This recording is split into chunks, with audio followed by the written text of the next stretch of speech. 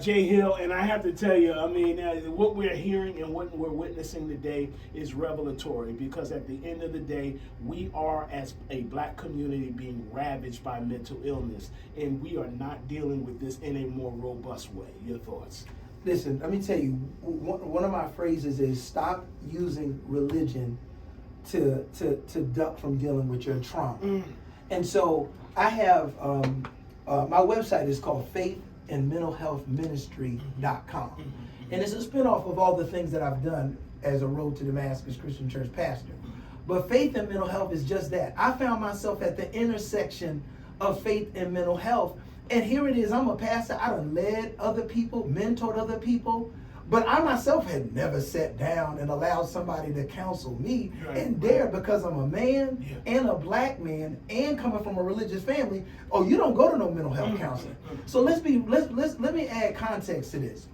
It's not that black people don't have a historical reason why we don't trust health institutions. Let's be real.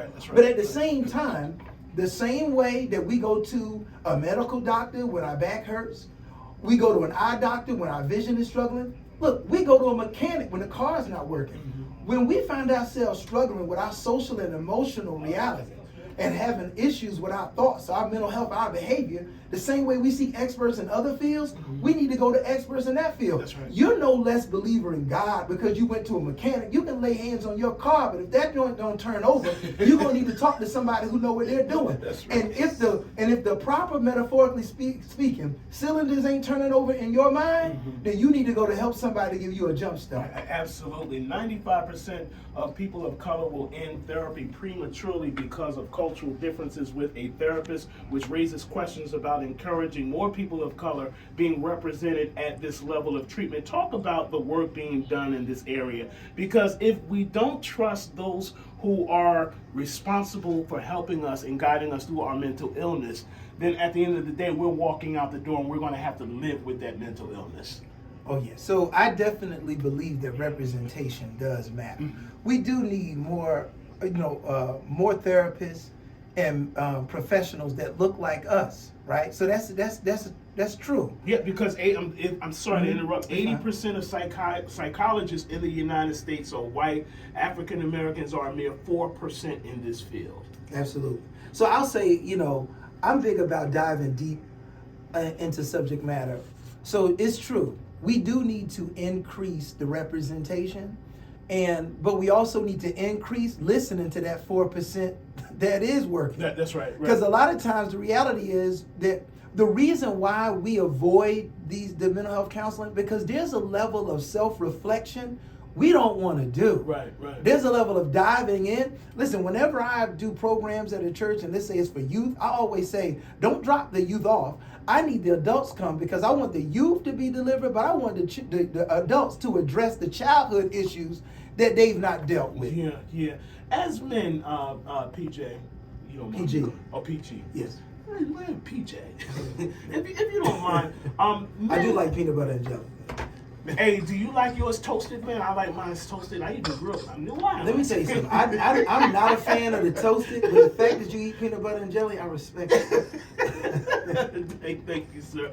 But interestingly, as men, our pride and our bluster get in the way of treatment, and we suppress our emotions.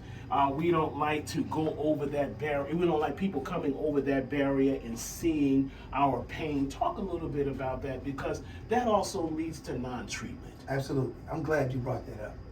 So the reality is, we as men definitely need to speak to someone.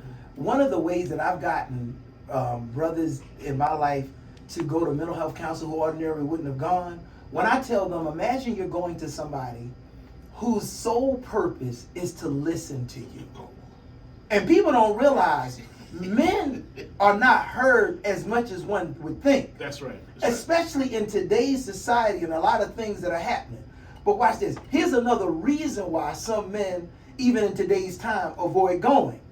Because a lot of times there's this villainization of strong masculinity, right? We know that there's toxic masculinity where people act like Neanderthals and just walk around acting crazy.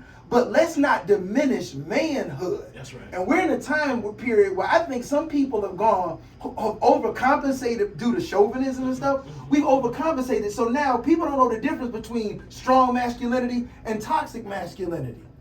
And so some men say, well, I ain't about to separate myself from my masculinity, so they won't go at all. But the reality is you got to have some healthy-minded people with a healthy perspective of masculinity who don't mind listening to the thoughts of men. And talk a little bit about the toll that this might have on family, particularly and especially when it's going untreated. Because family members are seeing this devolution of individuals who happy one day and then they devolved into a mental illness, depression, and they're hiding themselves away, sleeping, devolving into depression. That toll is enormous on a family. Absolutely.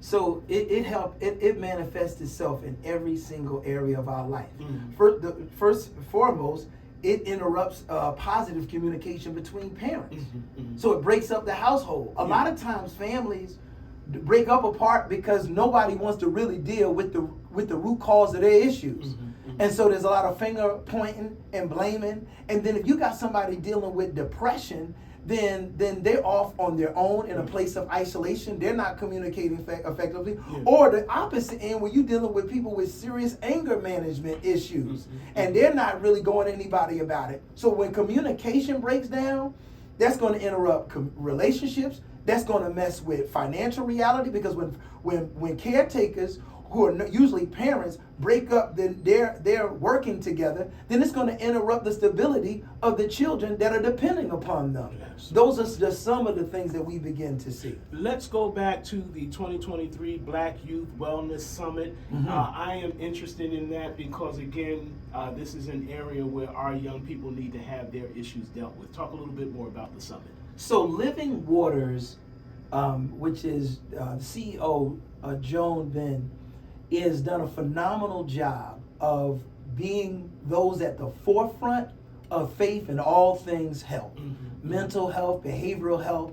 And what she has done is created an annual event of summits to address issues.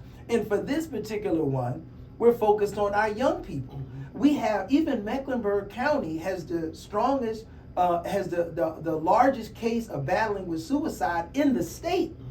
And so to sit down and bring various different stakeholders there. But see, the theme for this is centering the voice of Black youth.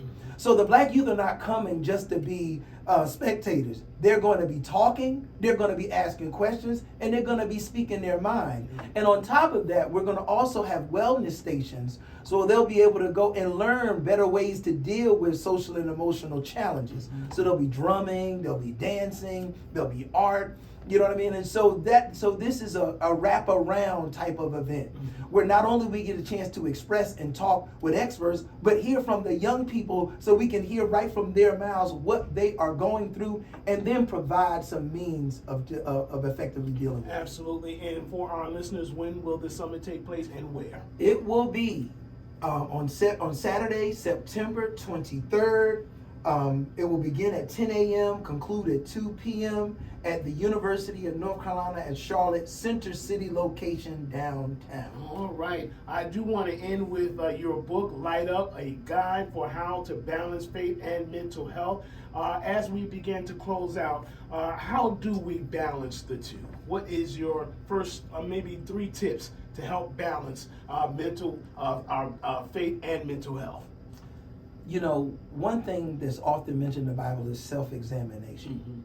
The first thing we have to do is, the word says the truth shall set you free. Mm-hmm. And that means we have to be truthful about what we're really dealing with. And when we're truthful about us, that level of, when we communicate that to others, transparency is what actually builds connections with people. That's right. When you can share a level of vulnerability, now those who have any level of humanity, now they feel a little bit, more relaxed to share their humility. Mm-hmm. That's what we as ministry leaders need to do. We need to be honest about the things that we're battling and struggling with, and stop acting like our children can't see. Mm-hmm. And but that's what's going to build the respect. When I can show my badge, even with my own children, when I show them the flaws and the things that I've overcome, then they're much more transparent with me about what they're going through, so we can heal together. That's how we do that balance, brother. Absolutely. If there are individuals out there listening to our conversation and they are grappling with depression, maybe bipolar, anxiety, but they are reluctant to go get treatment, what would you say to those individuals? Wow. I will say that they are worth, their value as a human being is worth somebody listening. That's where it starts with mental health counseling and awareness. Just take the chance of letting somebody listen to what's on your mind and heart. Yeah. A lot of times we duck because we don't want to be transparent, or we don't think anybody cares. And I just want to speak to everyone out there. There's no one that's like you, that is you. And what you have to offer to this world that we're in, only you can bring. Absolutely. And you need to know your life is valuable, and we need you. Absolutely. And we need to hear from you. Absolutely. Absolutely. If any of our listeners would like to learn more about the extraordinary work you're doing in this space, perhaps more about your ministry, and of course the upcoming summit, where should they go for the information? So definitely we need everyone to go and register. Please go to livingwatersfa.com 2023 Black Youth Summit. So definitely go there. You have to register, and if you want to bring children, you register them as well. Everyone coming in the building has to register. So even if you know you plan to come and you've not registered yet, please do so today. Also, you can check out my information at www.faithandmentalhealthministry.com. faithandmentalhealthministry.com. My book, Light Up, A Guide for How to Balance Faith and Mental Health, is available on Amazon.